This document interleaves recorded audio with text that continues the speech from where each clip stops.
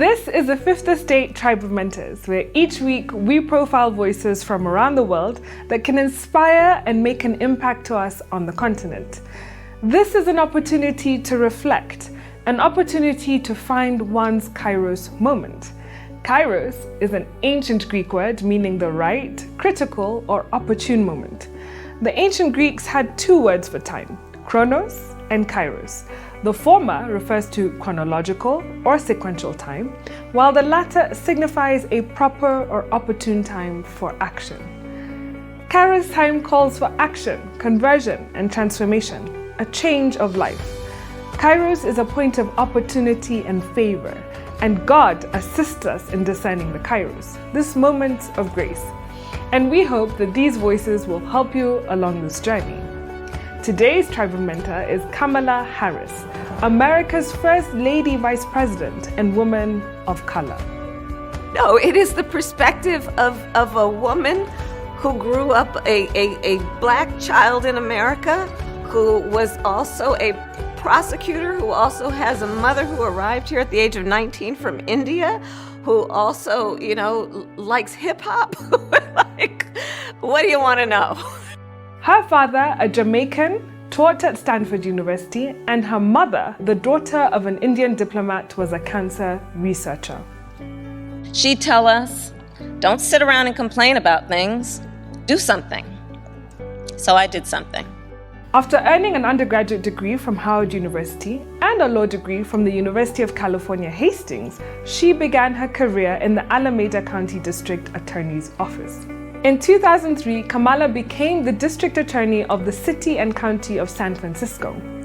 Among her achievements as District Attorney, Harris started a program that gives first-time drug offenders the chance to earn a high school diploma and find employment. We charge them for committing the crime. They go to a courtroom and plead guilty because they did commit a crime. And this is about accountability. There's no fiction here. It's about, yeah, you did commit a crime, accept it, own up to it, and then let's talk about what we can do to change the circumstances going forward. Everyone in Back on Track is either full-time in school, full-time employed, or a combination. And what they're required to do is to meet all of the steps that we create to allow them to be productive and, therefore decrease the likelihood of them reoffending.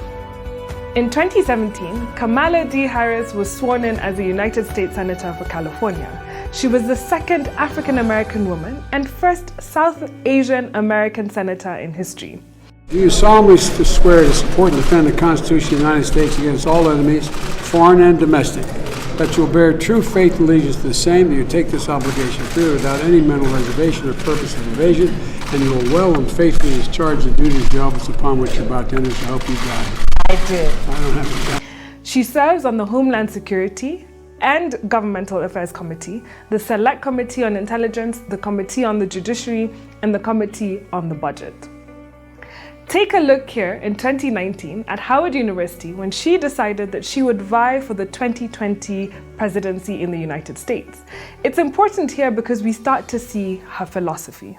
Thank you for joining us here at my alma mater, Howard University.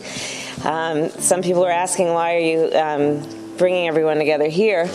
And it is because Howard University is one of the most important aspects of my life, and it is where I first ran for my first elected office, which was freshman class representative of the Liberal Arts Student Council at Howard University. So this is where it all began.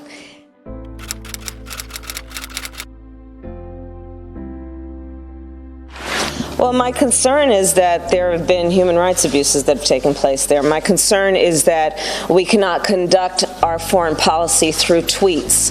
My concern is that when we make decisions about what we will do in terms of our military presence, much less our diplomatic priorities, that we do that in a way that will involve consultation with our military leaders, in a way that will involve some kind of consultation or at least outreach to our allies around the globe, and that when we then make those decisions, the American public can have a better sense of confidence that it is the right decision. So as much as anything, I'm concerned with the process by which the president went about doing what he has done in Syria.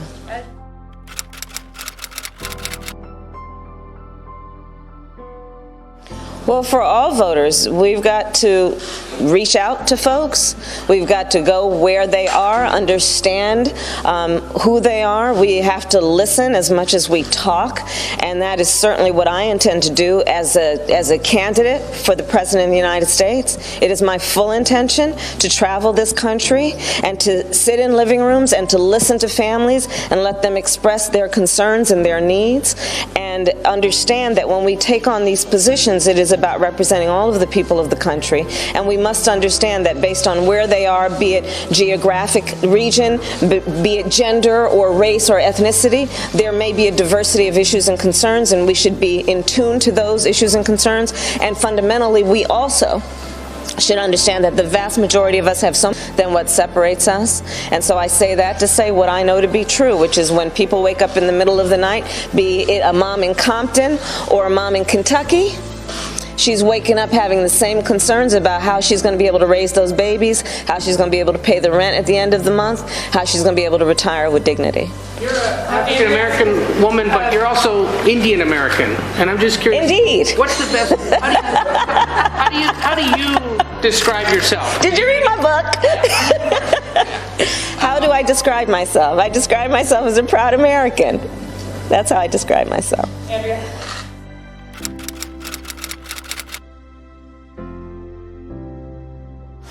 Well, Andrea, let's start with this. I love my country. I love my country. And I feel a sense of responsibility to stand up and fight for the best of who we are. And I'm prepared to fight, and I know how to fight.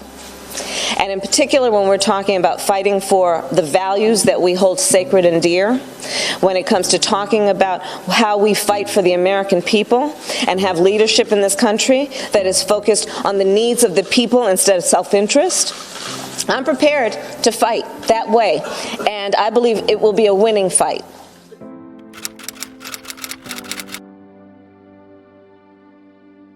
Well, I'll start by saying I think that there are already and will continue to be great candidates who are entering this race, and I think the process will have much more integrity. The more people who want to run and feel a sense of responsibility for our country jump in. So I think that this is a robust signal of who we are as a democracy, and I think everyone should run who's thinking about running.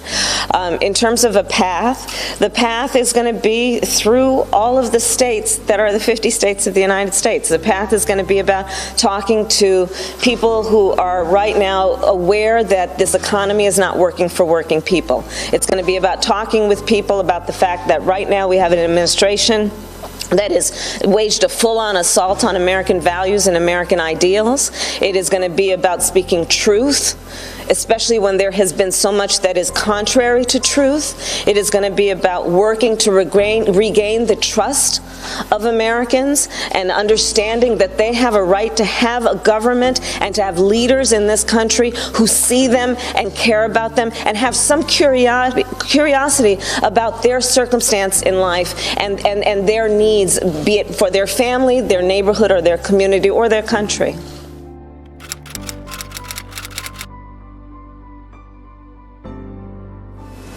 And I know, again, I know that regardless of the state in which someone lives, the core issues that are their concerns, that weigh on them, that cause them to wake up in the middle of the night, are usually the same concerns, regardless of where they live.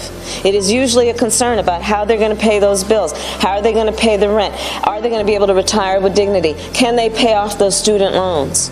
These are universal issues. And here's what I would say as a final point on that. We are a diverse country, yes. And some people would suggest that in diversity, when there is a diverse population, one cannot achieve unity. I reject that notion because this is my belief. Yes, we are diverse, and we have so much more in common than what separates us. And when we emphasize that commonality, when we recognize that commonality, we will achieve greater unity. And in particular, greater unity than we have right now, where there are so many powerful voices who are trying to sow hate and division among us. We have got to reject that. It is not reflective of who we are as Americans, and it is not in our best interest. Our unity has always been our strength, and our strength is our unity. I feel that very strongly. All right, thanks, guys. And there you go. Okay. Kamala eventually bowed out of the race, and when it looked like all was lost, Joe Biden nominated her as his vice president. Here in her first speech as a running mate, we see an extremely powerful voice, and she's making a commentary on the coalition of conscience and the chance for a better future. As I said, Joe, when you called me, I am incredibly honored by this responsibility, and I'm ready to get to work. I am ready to get to work. After the most competitive primary in history, the country received a resounding message that Joe was the person to lead us forward. And Joe, I'm so proud to stand with you. And I do so mindful of all the heroic and ambitious women before me, whose sacrifice, determination, and resilience makes my presence here today even possible. This is a moment of real consequence for America. Everything we care about, our economy, our health, our children, the kind of country we live in, it's all on the line. We're reeling from the worst public health crisis in a century. The president's mismanagement of the pandemic has plunged us into the worst economic crisis since the Great Depression. And we're experiencing a moral reckoning with racism and systemic injustice that has brought a new coalition of conscience to the streets of our country, demanding change. America is crying out for leadership. Yet we have a president who cares more about himself than the people who elected him. A president who is making every challenge we face even more difficult to solve. But here's the good news. We don't have to accept the failed government of Donald Trump and Mike Pence. In just 83 days, we have a chance to choose a better future for our country. So, Joe, Dr. Biden, thank you for the trust you've placed in me. And Joe and I, yes, we are cut from the same cloth. Family is everything to me, too. And I cannot wait for America to get to know my husband, Doug, and our amazing kids, Cole and Ella. Because whether I'm cheering in the bleachers at a swim meet, or setting up a college room dorm, or helping my goddaughter prepare for her school debate, or building Legos with my godson, or hugging my 2 baby nieces, or cooking dinner, Sunday dinner, my family means everything to me. And I've had a lot of titles over my career, and certainly Vice President will be great. But Mamala will always be the one that means the most.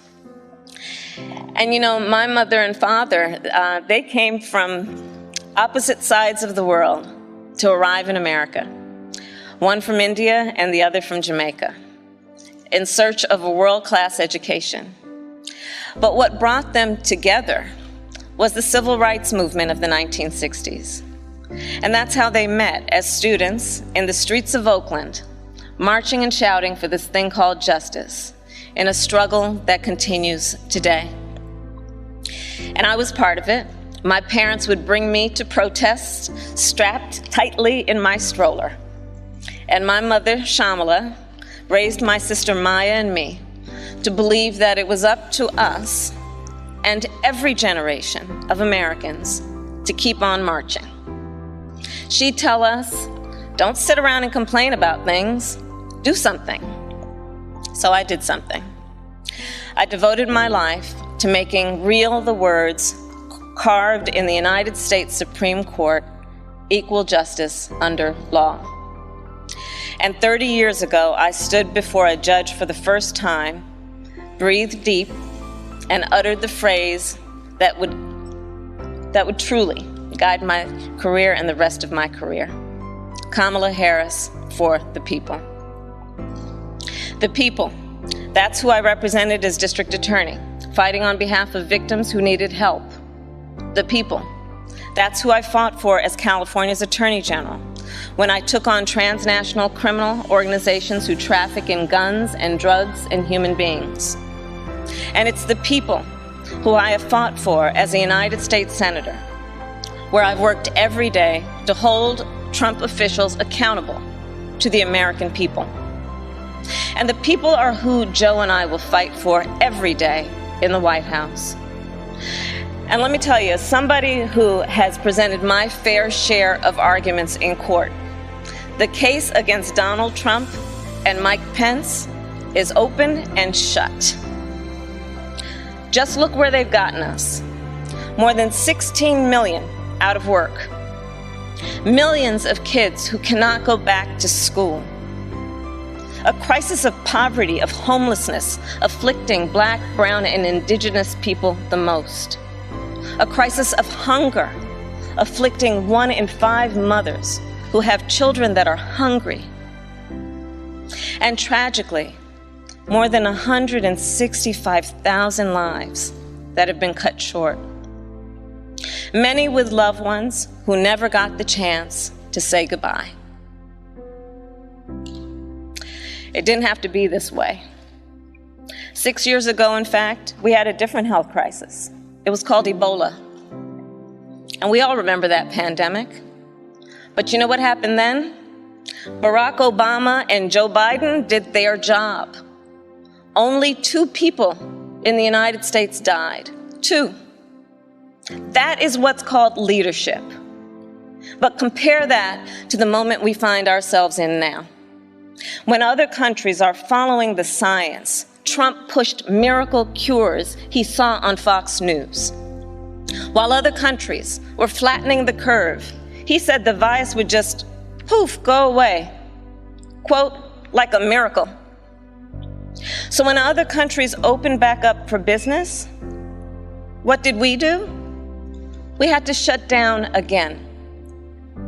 This virus has impacted almost every country.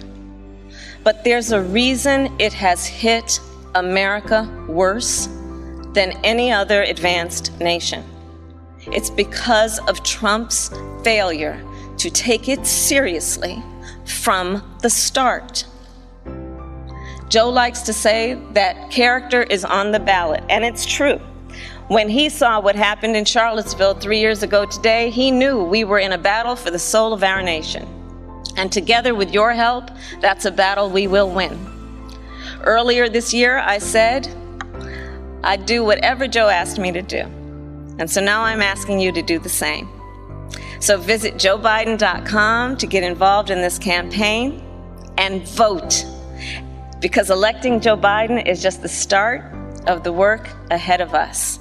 And I couldn't be prouder to be by his side, running to represent you, the people. And here we get a glimpse of what her family had to say about her. We see just how fierce and formidable she really is.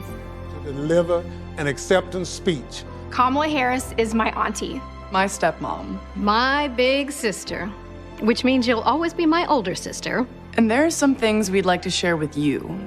To my brother and me, you'll always be Mamala, the world's greatest stepmom. You're my role model, who taught me I could do and be anything I wanted. My very first friend, my confidant, my partner in mischief and in justice.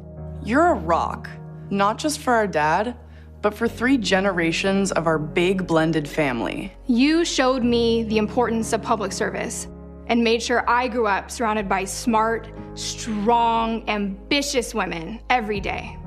Growing up, heaven help the poor kid who picked on me, because my big sister would be there in a flash, ready to have my back. Well, now we've got your back as you and Joe fight to protect our democracy. And there's no union more perfect than the one that brings us all to your kitchen table every Sunday night for stir fry, feta chicken, or spaghetti and meatball family dinners.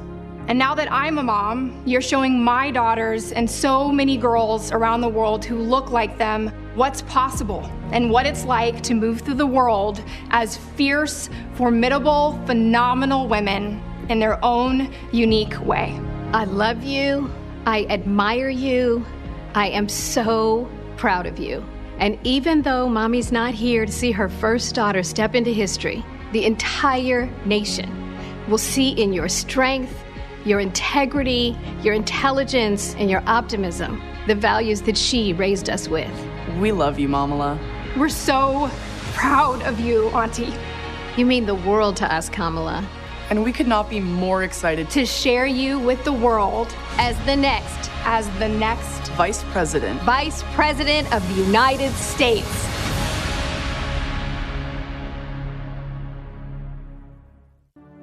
Joe Biden has selected Kamala Harris as his running mate. She is the first black woman, first South Asian woman to be named on the Democratic ticket. This is a historic pick. Someone who looks like us on a presidential ticket. That's crazy. Kamala Harris is us. She was born in Oakland. The daughter of immigrants. The daughter of Chandler. Big sister and protector. She is an HBCU grad. She is a woman of many firsts. Ella reconoce el trabajo duro. She's a hard worker, a really hard worker. She's brilliant, she's smart, she's tough, and she's got a big future.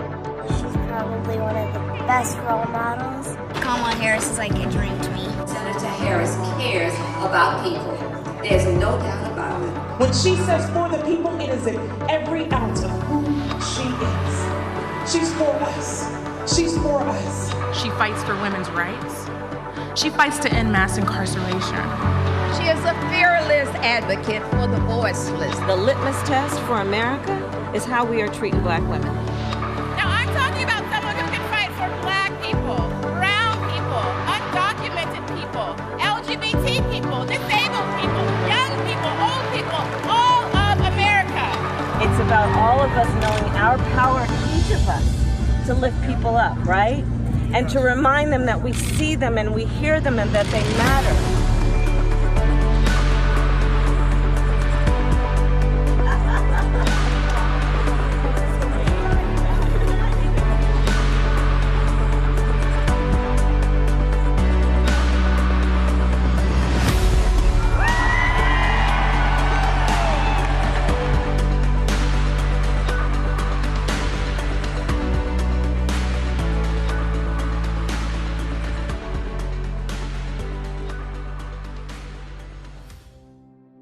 In this next clip, we get a glimpse into the 2020 electoral campaign. And here she's in conversation with the former President Barack Obama. Kamala gets the inside scoop on what it will be like to work with President Joe Biden. And here we learn about the beauty of small interactions, learning the experience of people one-on-one. Hi. Hey. Good morning. Hi. What I remember from the campaign trail is even with a supportive family, it can still be grueling. Yeah. You got any tricks of the trade? I work out every morning, regardless of how much sleep I've had. It's just the best way to start the day. For months, I couldn't find weights to order weights. They were sold out, so I had these liter water bottles that I filled, of course, with water and used them as hand weights. That's resourceful. There were times where I was like in a little Iowa town, and the only treadmill was in the back of a beauty salon, and I'd be walking by, and women be looking, why is this guy there? Do you have like a playlist that you're working while I've got my playlist. You know, I love some Mary J. Blige, and also, you know what I really also, as a break in the day, I love is to FaceTime with the kids in my life and get a sense of the world through their eyes, you know, and talk to them. How are you feeling about things? What is your day like? The other thing that I think is, for me was always great was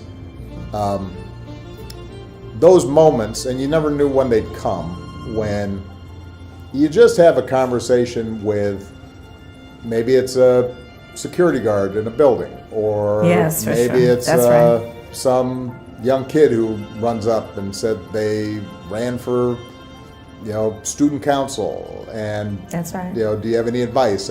Right, just those small interactions, somebody one-on-one, right?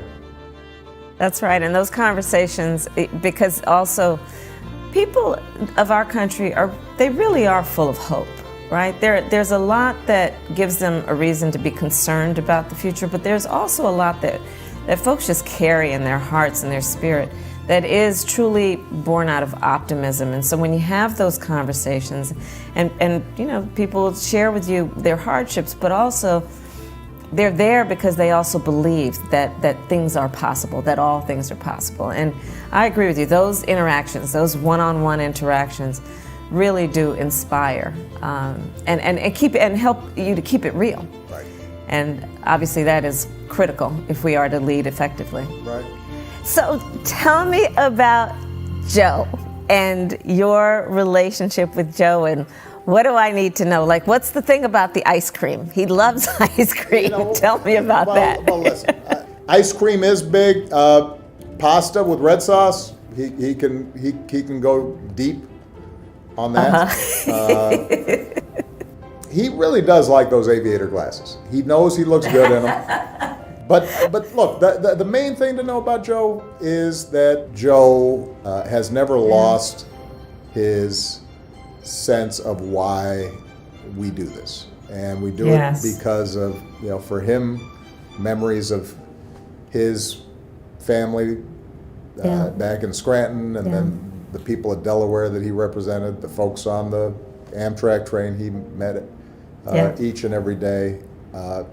He's constantly aware that is why we do this, and that everything that comes up, his focus is going to be how's that going to help those people who sent him there. Now, what that means is that if you have a joint event, he may be taking a little longer than what appears on the schedule, because he will be talking to every single person. But I love that about him too. I really do. And it's what the people deserve. It's what they want. Folks want to be seen, and Joe sees people through those aviator glasses and without them. He really does see people. It's a very special thing about him. You are doing great. You will continue to be doing great. Thank you. Make sure, though, you get those workouts in. Yep. Get enough sleep that you're staying healthy, and I'm going to be doing everything I can, and Michelle will be too, to make sure that we have a good election day. Thank you so very much, Mr. President, and please thank the First Lady, Michelle, for me too. Thank you. As the American electoral season carried on, we really got down to the details of what Kamala and Joe Biden wished to do for America. And here she brilliantly articulates how, unlike Donald Trump, she recognized that the American people were in a crisis and that she needed to step up and take care of them. The issue of homeownership in America is so much bigger than a financial investment. It really represents your hard work and the pride that you put into your work, and the fact that you worked hard to do this. It's your piece. And on top of it, that anybody in our country would also have to worry about whether they might lose their house to pay the medical bills, to take care of the person they love, is immoral and inhumane. There's so much about this pandemic that has accelerated what was a problem before. People who were doing badly before are doing worse now. People who, before the pandemic, were hardworking, had a job, again, had dignity, are now, because of this pandemic, driving up or standing in food lines for hours. And when you have a president of the United States who is just dismissing it like it's some thing he can just flick away or magically wave a wand, instead of stepping up to say, my people are in crisis and I need to step up to take care of them. He doesn't have it in him. This administration made sure the Mar-a-Lago crowd went to the head of the line. Yeah. You got 40% of the money not going to small businesses. They've run out of that unemployment. You're fighting for it. The House has passed the legislation to make sure it goes forward. What are they thinking? I believe they don't believe in the intelligence and the ethics of the American people. People like to work. They want to work. They want to earn their living. And for them to suggest that the American people instead want to game the system is an insult to the intelligence and the integrity of the American people. And then the Americans voted overwhelmingly for Joe Biden and Kamala Harris. Simply put, the people chose empathy. More votes were cast in the US 2020 presidential election than in any other US election in history. And the turnout rate was the highest in more than a century. President-elect Joe Biden earned 80 million votes. That is by far the most votes cast for any presidential candidate in US history. President Trump, on the other hand, holds the distinction of earning the second most votes of all time. About 74 million Americans voted for him. Take a look as she makes her victory speech. Good evening. Good evening. Thank you. Thank you. Good evening. So, thank you. Good evening. So, Congressman John Lewis, before his passing, wrote, "Democracy is not a state, it is an act." And what he meant was that America's democracy is not guaranteed. It is only as strong as our willingness to fight for it.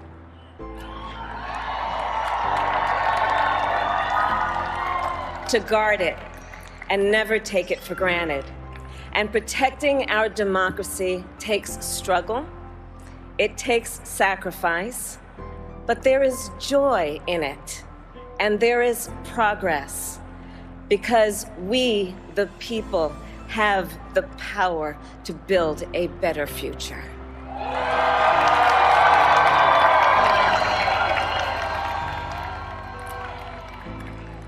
And when our very democracy was on the ballot in this election, with the very soul of America at stake, and the world watching, you ushered in a new day for America.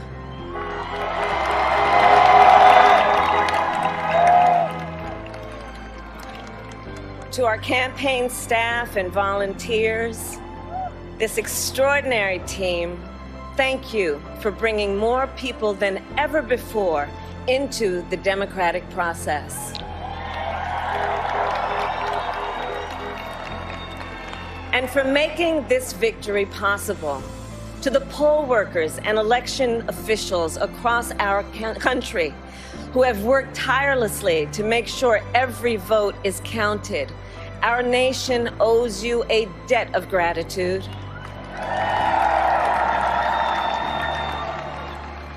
You have protected the integrity of our democracy. And to the American people who make up our beautiful country, thank you for turning out in record numbers to make your voices heard.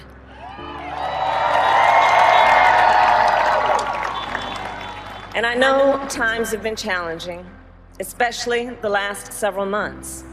The grief, sorrow, and pain, the worries and the struggles. But we have also witnessed your courage, your resilience, and the generosity of your spirit. For 4 years, you marched and organized for equality and justice, for our lives and for our planet. And then you voted.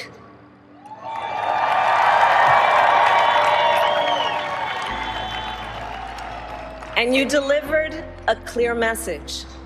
You chose hope and unity, decency, science, and yes, truth.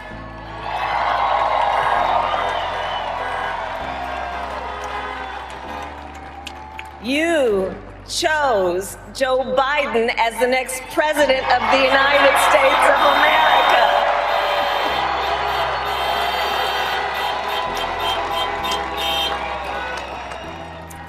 And Joe is a healer, a uniter, a tested and steady hand, a person whose own experience of loss gives him a sense of purpose that will help us as a nation reclaim our own sense of purpose. And a man with a big heart who loves with abandon. It's his love for Jill, who will be an incredible First Lady.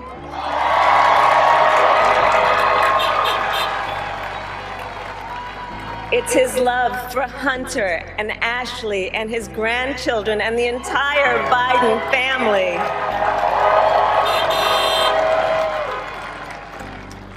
And while I first knew Joe as vice president, I really got to know him as the father who loved Bo, my dear friend who we remember here today.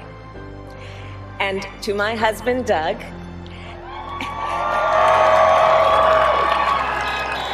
and our children, Cole and Ella, and my sister Maya, and our whole family, I love you all more than I can ever express.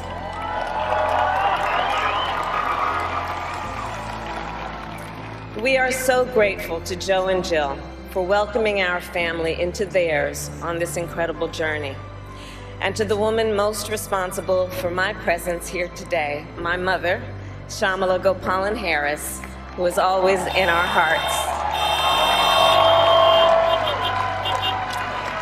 When she came here from India at the age of 19, she maybe didn't quite imagine this moment, but she believed so deeply in an America where a moment like this is possible.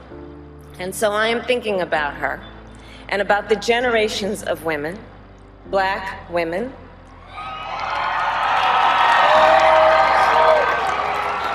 Asian, white, Latina, Native American women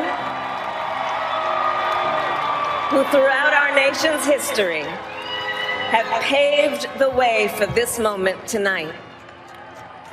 Women who fought and sacrificed so much for equality and liberty and justice for all, including the Black women who are too often overlooked, but so often prove they are the backbone of our democracy.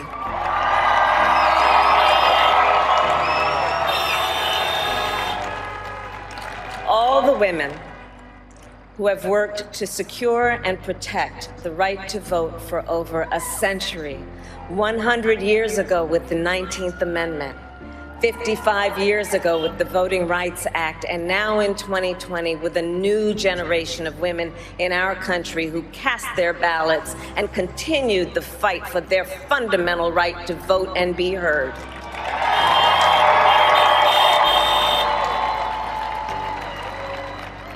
Tonight I reflect on their struggle, their determination, and the strength of their vision to see what can be unburdened by what has been. And I stand on their shoulders. And what a testament it is to Joe's character that he had the audacity to break one of the most substantial barriers that exists in our country and select a woman as his vice president.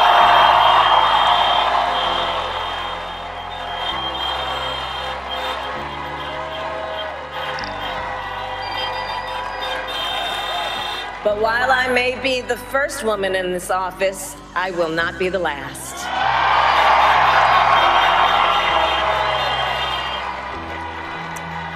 Because every little girl watching tonight sees that this is a country of possibilities. And to the children of our country, regardless of your gender, our country has sent you a clear message. Dream with ambition, lead with conviction, and see yourselves in a way that others may not, simply because they've never seen it before. But know that we will applaud you every step of the way.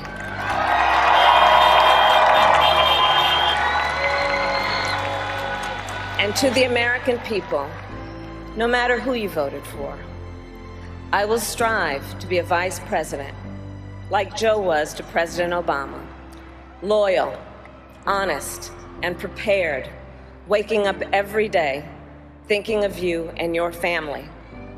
Because now is when the real work begins. The hard work, the necessary work, the good work, the essential work to save lives and beat this epidemic, to rebuild our economy so it works for working people, to root out systemic racism in our justice system and society, to combat the climate crisis, to unite our country and heal the soul of our nation.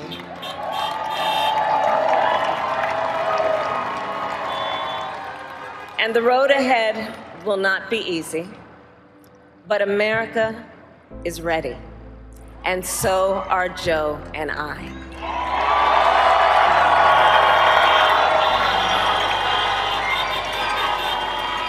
We have elected a president who represents the best in us, a leader the world will respect and our children will look up to, a commander-in-chief who will respect our troops and keep our country safe, and a president for all Americans. What I loved most is that Kamala Harris is a reminder of how we must fight for our democracy. The democracy is not a state, it is an act. It takes sacrifice. But there is joy in it and there is progress, because we the people have the power to build a better future. Thanks for joining our Fifth Estate Tribe of Mentors. We hope that you are inspired. And remember, your life reflects your thoughts. If you change your thinking, you change your life.